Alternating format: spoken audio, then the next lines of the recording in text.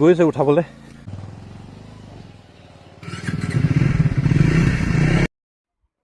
আমি আছোঁ এতিয়া দৈয়াং ৰিজাৰ্ভৰ ওপৰত। এখন ধুনীয়া ব্ৰিজ এখন বনাই থৈছে। এইফালেও আছে ডেমটো আৰু এইফালে আছে আমাৰ বাইকছ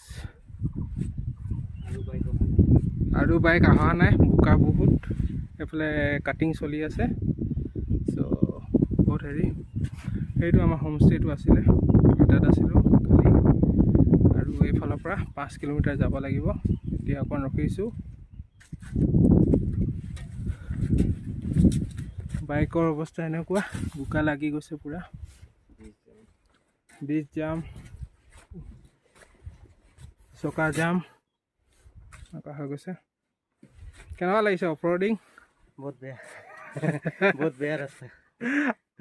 এইটো লাগিছে কিন্তু কষ্ট হৈছে, বহুত বেয়া কষ্ট হৈছে, মানে বহুতেই কষ্ট।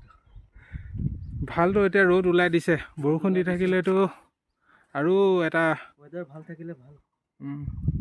এনে বৰষুণৰ দিনত নহয় ভাল। আৰু উইণ্টাৰ্ছতে আহিব লাগে ইয়াত।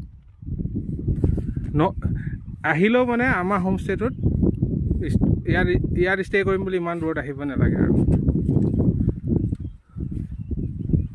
মানে সেই হাইৱেৰ ওচৰত যদি ক'ৰবাত ৰিজৰ্ট চিজৰ্ট পায় তাতে থকাই ভাল, লাগিলে ভিউটোৱে বেয়া হওক।